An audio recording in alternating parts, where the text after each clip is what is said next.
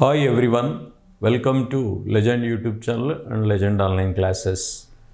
So తెలంగాణలో ఈరోజు కొంచెం హాట్ టాపిక్గా నిన్న మొన్న అశోక్ నగర్ ప్లస్ దిల్సుఖ్నగర్లో విద్యార్థులు నిరుద్యోగ అభ్యర్థులు మెరుపు ధర్నాలు, సో దాంట్లో పోలీసుల వికృత చేష్టలు ఇవన్నీ జరిగిన తర్వాత సో ప్రభుత్వం నుండి దుద్దిల్ల శ్రీధర్ బాబు గారు మంత్రి గారు ప్లస్ ప్రతిపక్షం నుండి కేటీఆర్ గారు నిన్న ప్రెస్లో మాట్లాడినాయి, ఈరోజు పేపర్లలో వచ్చినాయి.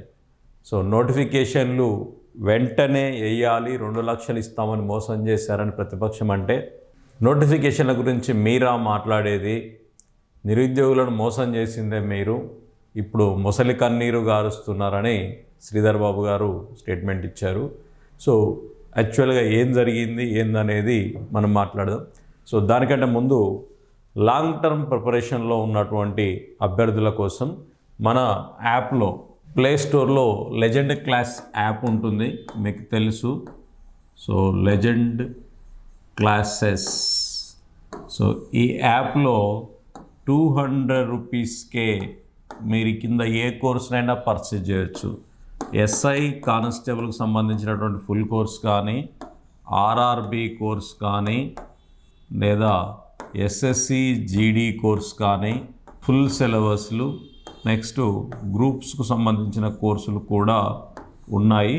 సో తక్కువ ప్రైస్ ఉంది కదా అని కంటెంట్ లేనిదేదో నామమాత్రం కోర్స్ కాదు. సో వేలాది వీడియోలు, పర్ఫెక్ట్ క్లాసులు మన యాప్లో అవైలబుల్లో ఉన్నాయి. సో మీరు ప్లే స్టోర్లో నుండి లెజెండ్ క్లాస్ అనే యాప్ డౌన్లోడ్ చేసుకొని వీటిని చూసుకోగలరు. సో ఇక చూస్తే నిన్న జాబ్ క్యాలెండర్ రిలీజ్ చేయమని టీజీపీఎస్సీ చైర్మన్కు ఎమ్మెల్సీ అంజిరెడ్డి ఒక లేఖ రాసినటువంటి న్యూస్ వచ్చింది.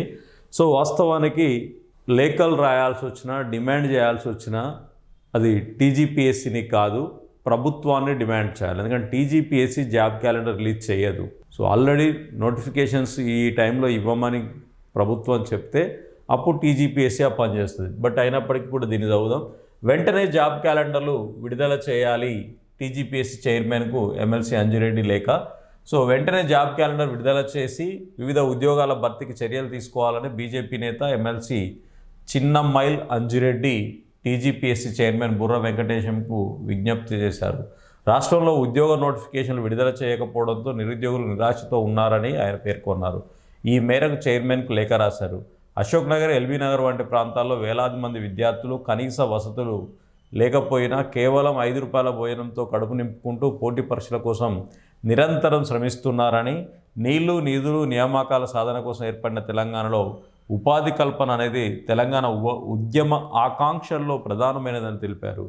సో చాలామంది విద్యార్థులు ₹5 మీల్స్ తింటూ ఉద్యోగం కోసం చదువుకుంటున్నారు, లైబ్రరీలలో ఉంటున్నారు. సో మీరు నోటిఫికేషన్లు వేసి వాళ్ళందరినీ కూడా ఆదుకోవాలని, సో తప్పకుండా నోటిఫికేషన్లు ఇవ్వాలి అని, జాబ్ క్యాలెండర్ ప్రకటించాలని అంజిరెడ్డి ఎమ్మెల్సీ గారు ఒక లెటర్ రాశారు. సో అదొక న్యూస్. నెక్స్ట్ వచ్చేసి రాహుల్ గాంధీ 2 లక్షల ఉద్యోగాలు ఏవి అని కేటీఆర్ నిన్న ప్రెస్ మీట్లో మాట్లాడుతున్నట్టుగా ఒక న్యూస్ వచ్చింది. సో అది నోటిఫికేషన్లు అడిగితే విద్యార్థులపై లాఠీ దెబ్బల, ఇదేనా మీరు చెప్పిన మహబ్బత్కి దుకాన్? ఉర్దూ వర్సిటీ భూములు అన్యాక్రాంతమైన ఎందుకు స్పందించలేదు? మీకు చిత్తశుద్ధి ఉంటే నోటిఫికేషన్లు వేయించండి. బీఆర్ఎస్ వర్కింగ్ ప్రెసిడెంట్ కేటీఆర్ నిన్న ప్రభుత్వాన్ని డిమాండ్ చేసినట్టుగా ఒక న్యూస్ని మనం చూడవచ్చు. సో ఇది కాకుండా ఇక సో అందరు కూడా ఆల్మోస్ట్ ఆల్ సేమ్ పెట్టారు.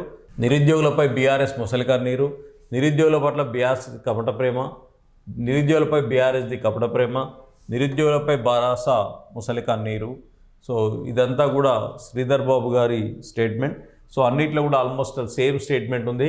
జాబ్ క్యాలెండర్ నిరుద్యోగుల గురించి బీఆర్ఎస్ నేతలు మాట్లాడుతుంటే దయ్యాల వేదాలు వల్లించినట్లుందని ఐటీ శాఖ మంత్రి దుద్దిల్ల శ్రీధర్ బాబు ధ్వజమెత్తారు. అధికారం కోల్పోగానే నిరుద్యోగులు గుర్తుకొచ్చారా అంటూ ఆ పార్టీ నేతను నిలదీశారు.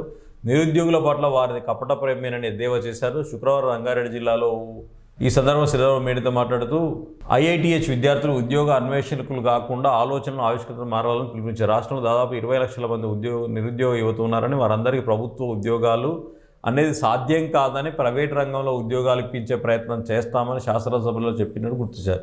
దీన్ని బీఆర్ఎస్ వక్రీకరించి నిరుద్యోగులను రెచ్చగొట్టి తప్పుదోవ పట్టిస్తుందని ఆగ్రహం వ్యక్తం చేశారు. తాము ఇచ్చిన మాట ప్రకారం 2 లక్షల ఉద్యోగాల్లో భర్తీలో ప్రణాళికాబద్ధంగా వెళ్తున్నామన్నారు. సో తామిచ్చిన మాట ప్రకారం 2 లక్షల ఉద్యోగాల్లో ప్రణాళికాబద్ధంగా ముందుకెళ్తున్నామన్నారు. సార్, మీ ప్రణాళిక సంవత్సరం లోపే 2 లక్షల ఉద్యోగాలు ఇస్తామన్నారు.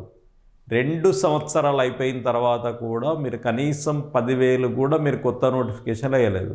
సో పాత వాటిని నింపి పాత వాటినే మీ ఖాతాలో వేసుకొని అంటే మీరు ఎక్కడ చెప్పినా ఏం చెప్తారంటే 70,000 ఉద్యోగాలు ఇచ్చామని చెప్తారు, 70,000 మేమే ఇచ్చామని చెప్తారు. 70,000 మీరు ఇచ్చినవి కాదు, అది మీరు నోటిఫై చేసినవి కావు.